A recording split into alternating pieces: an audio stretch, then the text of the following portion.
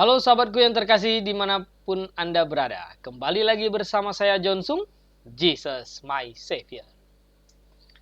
Sahabatku yang dikasih di dalam Tuhan Yesus Kristus, puji Tuhan kita bisa belajar firman Tuhan kembali.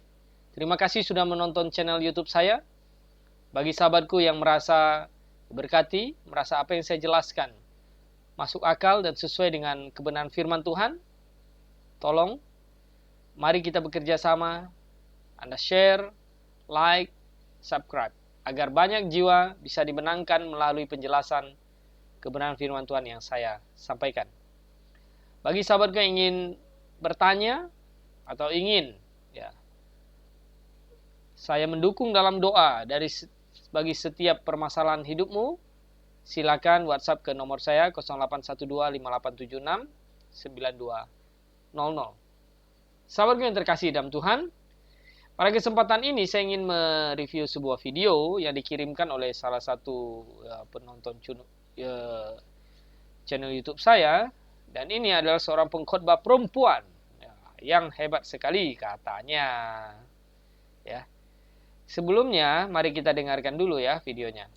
I know the presence of God is still so strong. Saya tahu ada pengurapan Tuhan yang begitu kuat di tempat ini. Hari ini saya akan menyampaikan satu firman Tuhan. Suara saya agak seksi, saudara. Saya akan menyampaikan satu firman Tuhan, saudaraku. Ketika saudara berbicara tentang yang namanya anointing for dominion, yang satu ini saudara nggak pernah bisa lewatkan. Tanpa ada yang satu ini, saudaraku, you're not gonna be able to get there. Itu yang saya sebut sebagai prayer and fasting. Doa puasa, Pak. Doa puasa. Dengar baik ini, saudaraku. Orang Kristen yang tidak berdoa, orang Kristen yang level disiplin doa dan puasanya rendah, powermu kecil. Saya ulang ya, saudaraku.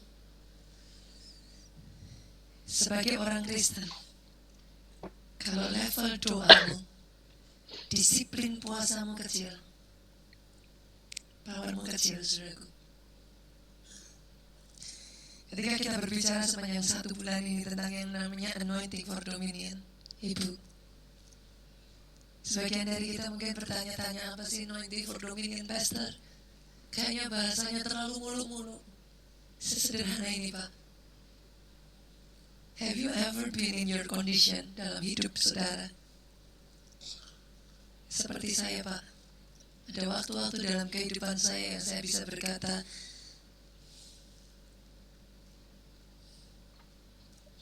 if God doesn't help me, I cannot do it anymore. Oke, kita lanjut yang lebih cepat saja ya. Intinya ini waktu dalam kehidupan kita begini. Ini, saudaraku, intinya perempuan ini berkata bahwa doa puasa itu ada power, ada kekuatan. Jadi sedikit berpuasa, sedikit powernya. Kalau kita banyak berpuasa, powernya banyak. Gitu. Nah, intinya seperti itu ya. Coba kita lihat di menit yang ke-50-an. Karena kalau saya dengarkan semua nanti Anda jadi bingung juga ya. Coba lihat.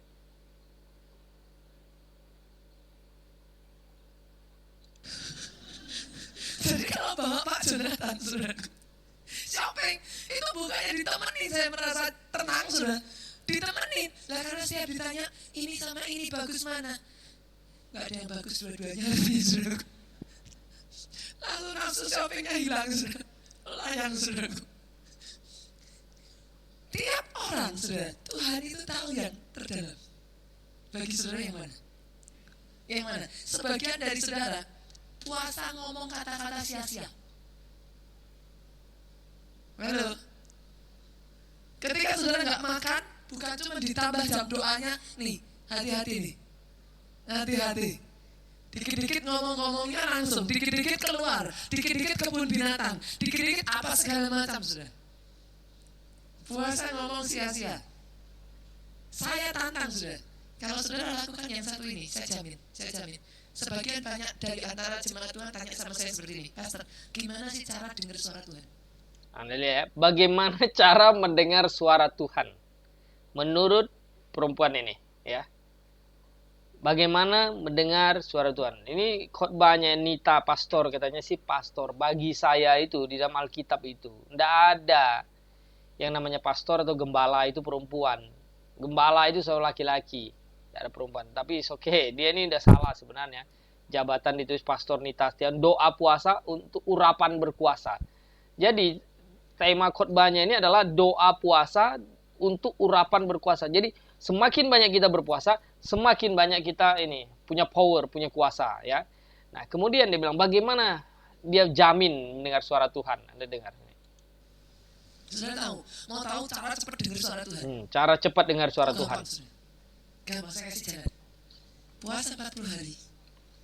Jangan nonton TV. Jangan yang lain-lain yang gak berguna, saudaraku. 40 hari puasanya sampai jam 6 sore.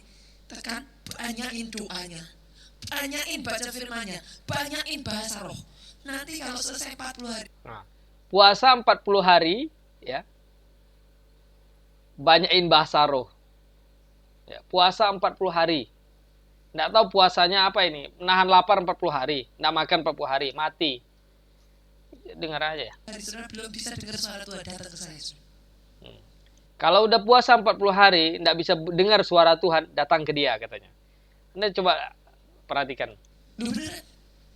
Beneran?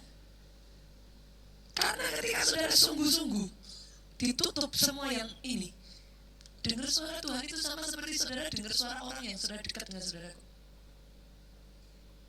Lihat, dengar suara Tuhan seperti dengar dekat dengan orang yang sama saudara ngomong. Gitu. Coba. Yang saudara isi terus. Saya tanya, di sini ada yang udah punya pasangan belum? Yang belum, maksudnya belum menikah. Oke lah. Sekarang saya review. Ya, sekarang saya jelaskan apa yang salah dengan doa puasa yang diajarkan di sini. Dia bilang bahwa punya power, ya. Kalau puasa ini jangan punya power kekuatan katanya, ya. Oke. Jadi saya ini akan jelaskan. Ya. Kita buka Alkitab. Oke. Biar jelas firman Tuhan. Jadi sahabatku dimanapun Anda berada, kalau sembarangan khotbah, ya, sembarangan seenak udelnya gitu, ngomong tanpa ada pakai dasar Alkitab dengan gaya-gayanya seperti itu, ini bahaya, ini sangat bisa menyesatkan sekali banyak orang. Dan banyak orang Kristen itu bodoh, tidak mau baca Alkitab, dia hanya terpesona dengan gaya rambutnya, ya, ngomong kosong semua dan menyesatkan. Kita buka Matius pasal 6 ayat 16 sampai 18. Coba dibaca di sini, saya bacakan lah ya, biar jelas. Dan apabila kamu berpuasa, janganlah muram mukamu seperti orang munafik. Mereka mengubah air mukanya supaya orang melihat bahwa mereka sedang berpuasa. Aku berkata kepadamu, sesungguhnya mereka sudah mendapat upahnya. Tetapi apabila engkau berpuasa, minyakilah kepalamu dan cucilah mukamu, supaya jangan dilihat oleh orang bahwa engkau sedang berpuasa, melainkan hanya oleh Bapamu yang ada di tempat yang tersembunyi. Maka Bapamu yang melihat yang tersembunyi akan membalasnya kepadamu. Intinya apa? Jangan dilihat orang bahwa engkau sedang berpuasa. Puasa bukan untuk pamer. Puasa bukan untuk menunjukkan bahwa, saya lagi puasa nih, jangan makan depan saya loh, saya lagi puasa loh. Wah, lihat di situ. Nah, begini, saya jelaskan dulu. Dalam perjanjian lama, sistem ibadah bersifat simbolis, jasmani, lahiriah. Makanya dalam perjanjian lama itu tidak boleh makan babi, tidak boleh makan daging binatang yang berkuku belang. Kalau mau ibadah, hadap Yerusalem, cuci kaki, cuci tangan, ya. Secara lahiriah, simbol-simbol lahiriah. Nah, domba sebagai simbol Mesias diambil, disembelih, dikurbankan, namanya domba kurban. Nah, itu adalah simbol. Berpuasa, ya, itu adalah sebuah simbol kedekatan kepada Tuhan, mengosongkan perut, menghilangkan nafsu makan, kedagingan. Nah, jadi serius berdoa kepada Tuhan. Itu adalah bukti seorang yang beribadah. Itu dalam perjanjian lama. Nah, ketika dalam perjanjian baru, Tuhan memberikan sebenarnya sebuah pengajaran, katanya, bahwa ya. Penyembah-penyembah penyembah-penyembah hari ini bukan menyembah di Yerusalem, di Gunung Sinai, di mana, tapi menyembah di dalam roh dan kebenaran. Oke. Jadi Tuhan itu berusaha membawa ya orang-orang Yahudi untuk mengerti kebenaran dari ibadah simbolis di dalam Perjanjian Lama ke ibadah hakikat, yaitu di dalam roh dan kebenaran. Roh itu adalah rohani. Kesucian seseorang bukan diukur lagi dari jasmani badani, makanan yang masuk, karena makanan yang masuk ya ke dalam perut akan dibuang ke jamban. Jadi segala sesuatu itu halal. Kesucian itu adalah tergantung dari hati, ya. Dan pakai alat ukur kebenaran. Kuduskanlah mereka dalam kebenaran, firman mula kebenaran. Nah, jadi ya di dalam Perjanjian Baru, ayat yang barusan kita baca ini adalah kalau apabila engkau berpuasa, minyakilah kepala dan cucilah mukamu supaya jangan dilihat orang. Bukan untuk show. Puasa itu bukan untuk supaya ada power, ya. Bukan supaya ada kekuasaan seperti kayak dukun, ya. Oh, dia berpuasa. Wah, kemudian supaya ada kekuatannya gitu loh. Kalau dia puasa ada kekuatannya, maka akan jadi nampak ini, sakti gitu. Oh, puasa berapa hari, berapa malam. Wah, katanya puasa bisa sampai 7 hari katanya, lebih kuat apa segala macam. Nah, Tuhan itu tidak mengajarkan bahwa puasa itu supaya ada power, ada sakti seperti baterai. Itu kayak dicas gitu loh. Ya. Kalau setelah tidak puasa kita tuh lemah. Kalau puasa power kita bertambah kuat. Ini tidak benar, sama sekali tidak benar. Coba kita lihat. Sebenarnya di dalam Perjanjian Baru, murid-murid Kristus itu tidak berpuasa. Ini mungkin bisa mengagetkan banyak pendeta-pendeta ya, yang mengajarkan seperti ini, pendeta perempuan ini yang mungkin dia tidak pernah baca Alkitab atau main asal comot dengan gaya-gayanya seperti itu aja ya. Coba kita lihat Matius pasal 9. Anda baca. Kita pakai akal budi dan dasarnya pakai Alkitab gitu loh. Nah, lihat nih Matius pasal yang ke-9 ayat 14 dan 15 ini. Kemudian datanglah murid-murid Yohanes kepada Yesus dan berkata, "Mengapa kami dan orang Farisi berpuasa tetapi murid-muridmu tidak?" Jawab Yesus kepada mereka, "Dapatkah sahabat-sahabat mempelai laki-laki berduka cita selama mempelai itu bersama mereka? Tetapi waktunya akan datang mempelai itu diambil dari mereka, pada waktu itulah mereka akan berpuasa." Oke? Ya. Murid-murid Yesus berpuasa nggak? Tidak. Ini juga ada ayatnya di dalam Markus, pasal yang kedua. Jadi kita cek gitu loh. Maka datanglah orang berkerumun sehingga tidak ada lagi tempat bahkan di muka pintu. Dan sementara ia memberitakan kebenaran firman Tuhan kepada mereka. Ayat 18. Pasal 2 ayat 18. Nah, nih. Pada suatu kali ketika murid-murid Yohanes dan orang Farisi sedang berpuasa, datanglah orang-orang mengatakan kepada Yesus, "Mengapa murid-murid Yohanes dan murid-murid orang Farisi berpuasa, tetapi murid-muridmu tidak?" Nah, murid-muridmu tidak. Bagaimana? Jawab Yesus kepada mereka. "Dapatkah sahabat mempelai laki-laki berpuasa sedang mempelai itu bersama mereka? Selama mempelai itu bersama mereka, mereka tidak dapat berpuasa. Tetapi waktunya akan datang, mempelai itu diambil dari mereka, pada waktu itulah mereka akan berpuasa." Pada waktu kapan? Nah, ya.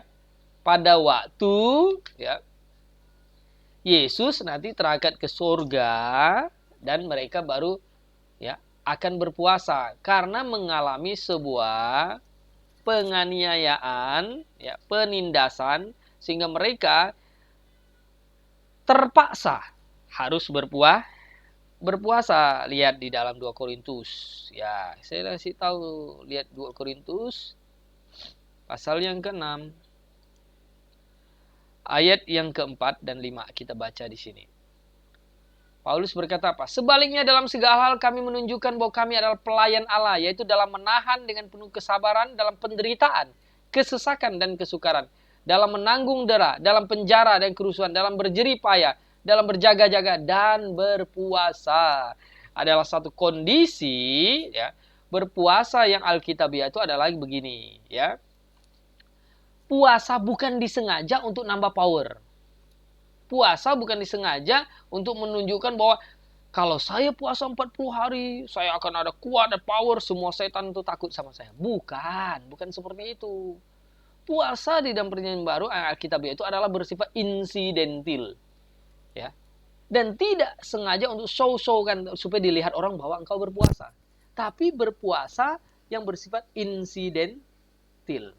Ketika kita serius menggumulkan pekerjaan Tuhan, pelayanan Tuhan di dalam ladang pelayanan, sehingga menyebabkan kita tidak fokus lagi pada hal lahiriah, pada hal makanan, tetapi kita fokus kepada pemberitaan Injil. Di mana akhirnya terpaksa kita harus berpuasa. Contoh, misalnya kalau saya pergi ke pedalaman, saya memberitakan Injil. Ya, karena banyak orang yang mau bertanya tentang Injil apa segala macam, sampai saya tidak ingat makan lagi. Jadi saya serius melayani mereka dalam hal pemberitaan Injil, hal rohani. Biasa hari Minggu itu saya berpuasa.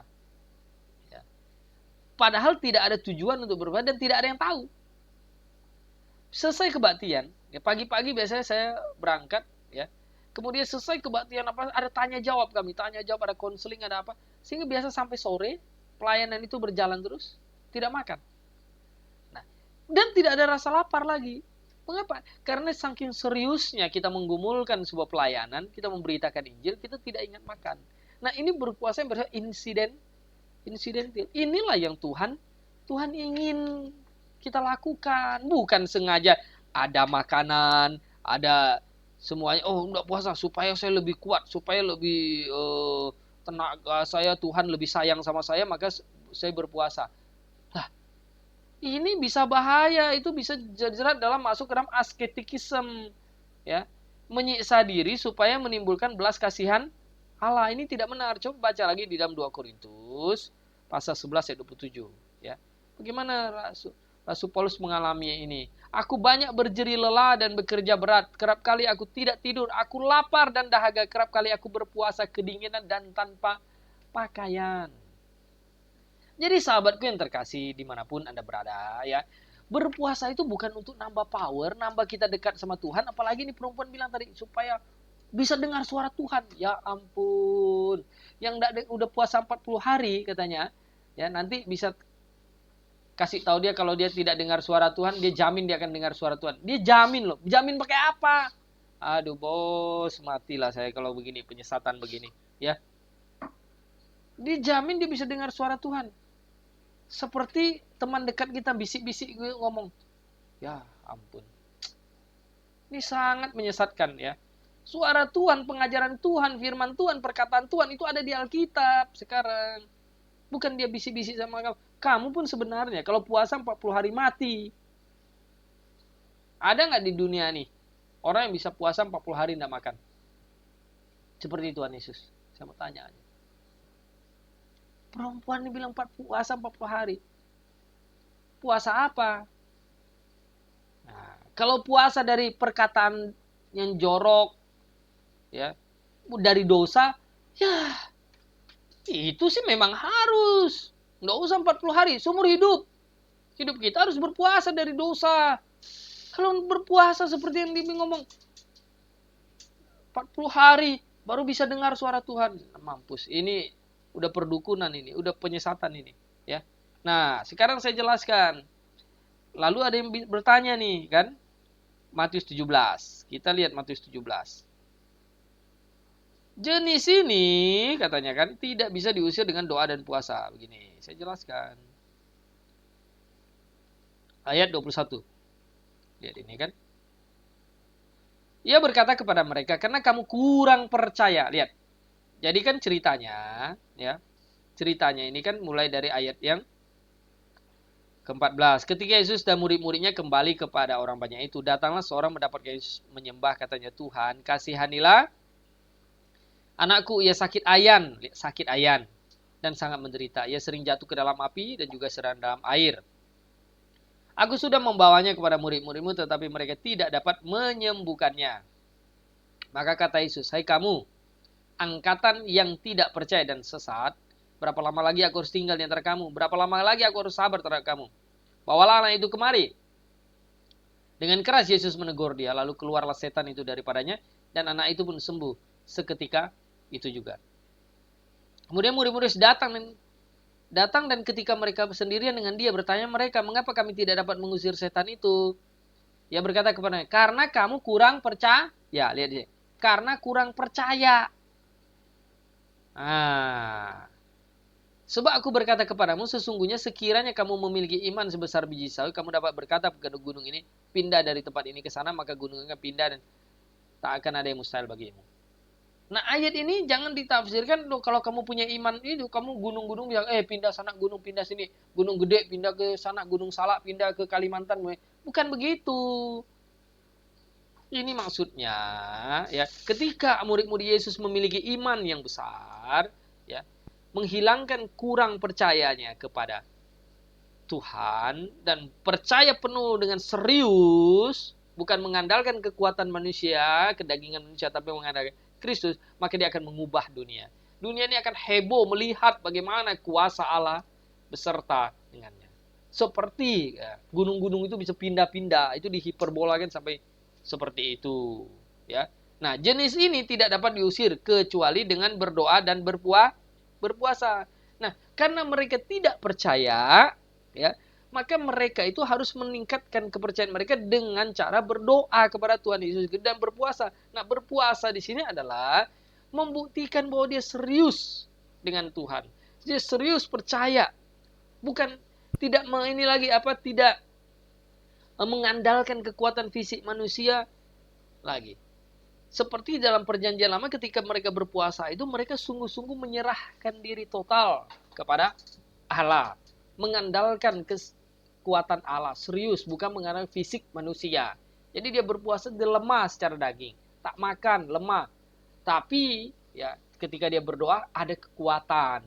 Nah, itu maksudnya Tuhan Yesus. Jadi iblis tidak dapat diusir dengan ya sembarangan orang yang kurang percaya, tapi harus ada orang yang percaya, yang berdoa sungguh-sungguh dan serius sungguh-sungguh. Berpuasa itu menunjukkan kita serius ya, dengan Tuhan, percaya penuh dengan Tuhan, tidak mengandalkan kedagingan kita. Nah, tapi hari ini ada keperintah disuruh kita berpuasa. Kan tidak ada. Tidak ada kan perintah berpuasa tadi sesuai dengan ayat tadi. Apabila kamu berpuasa, murid-muridmu aja tidak berpuasa. Murid-murid Yohanes berpuasa. Nah, bagaimana sekarang? Yang perlu kita lakukan sekarang, mendengar suara Tuhan itu bagaimana? Baca firman-Nya, Alkitab, perkataan-perkataan Tuhan itu ada di situ. Tidak perlu puasa baru dengar suara Tuhan. Apalagi puasa 40 hari. Benar-benar mati langsung ketemu Tuhan nanti. Jangan Tuhan marah kamu dihukum di neraka kalau begitu. Jadi kadang-kadang ini saya dengar pengkhotbah seperti ini. Sudah salah, hanya tebar pesona, omong sembarangan, tidak ada pakai dasar Alkitab. Bagaimana puasa 40 hari dia jamin bisa dengar suara Tuhan? Maksudnya itu bagaimana gitu loh. Dengar suara bisik-bisik kayak teman dekat aja katanya. Aduh, minta ampun. Benar-benar di akhir zaman ini terlalu banyak ya. Orang-orang Kristen itu jadi perdukunan. Kayak berpuasa itu kayak demo Tuhan aja dengan ini. Minta sesuatu dia berpuasa katanya. Nggak mau makan, nggak mau minum. Itu sama seperti ketika dia tuntut kepada presiden, ya. Sesuatu kemudian datang ke depan istana, dia jahit mulutnya, dia mogok makan, nggak mau makan. Sampai presiden mengabulkan permintaannya. Nah, ini nggak benar. Ya. Sampai akhirnya nanti iba. Dia lihat presiden datang, oh iba udah jahit mulut, udah mau mati nih, udah 7 hari nggak makan, dah kayaknya mau diimpus nih. Udahlah kabulkan. Itu seperti iman anak kecil. Kayak anak saya misalnya dia minta belikan mainan. Saya belum mau belikan mainan. Lalu dia masuk kamar, kunci pintu, udah mau keluar, udah mau makan. Kita panggil. Nah, datang keluar makan. Udah mau makan. Sehari, 2 hari udah mau makan. Sama juga dengan iman-iman anak-anak yang ya putus cinta atau apa segala macam begitu. Ini orang yang tidak dewasa, orang yang kurang percaya gitu loh. Secara iman. Hari ini itu bukan untuk menambah kekuatan, itu bukan dengan puasa, dengan baca firman Tuhan, mengerti, mengasihi Tuhan dengan akal budi, dengan segenap hatimu, kekuatanmu. Memangnya kita kayak dukun, kayak di baterai, dicas gitu, kalau puasa 40 hari kuat, kalau 50 hari kuat, mati kamu. Emang kita ini seperti Tuhan Yesus puasa 40 hari? Bisa emang. 3 hari aja saya yakin kalau nggak makan kamu udah jadi apa nanti? Udah diimpus nanti bawa ke rumah sakit. Sahabatku dimanapun Anda berada, jangan terlalu konyol kita ini ya. Dengar firman Tuhan, diselidiki di Alkitab. Ya. Jangan kita sembarangan bicara, apalagi model seperti ini. Ya aduh, mau naikkan diri, memwibawa dirinya itu bukan dengan mengurai firman Tuhan. Wah, dengar ada suara Tuhan, dengar begini. Wah, kalau saya pergi ke sini itu begini. Aduh, minta ampun.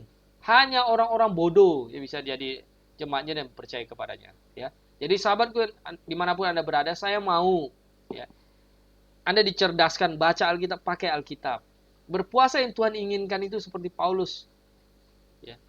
Kerap kali aku berpuasa mengalami penderitaan pisahan. Itu bukan sengaja. Bahkan dikatakan jika kamu berpuasa jangan diketahui orang. Diam-diam. Mau show. Yuk, minggu bulan depan kita puasa yuk 7 hari 3 hari. Diam-diam. Kata Tuhan. Minyaki rambutmu. Jangan diketahui orang sedang berpuasa. Jangan seperti orang munafik. Puasa nanti warung-warung ditutup bulan depan. Puasa nanti orang yang jual apapun dimarahin semuanya. Jangan makan depan puasa, hampar kamu. Jangan seperti orang munafik gitu. Orang-orang Farisi, Saduki, ya.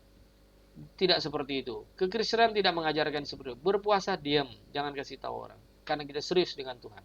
Oke? Sahabatku dimanapun Anda berada, semoga Anda dicerdaskan dengan penjelasan video ini. Ya, kalau tidak, saya tidak tahu lagi Anda harus katakan terhadap apa terhadap Anda. Bingung juga saya dengan kesesatan di akhir zaman ini. Bersama saya Johnson, Jesus my Savior.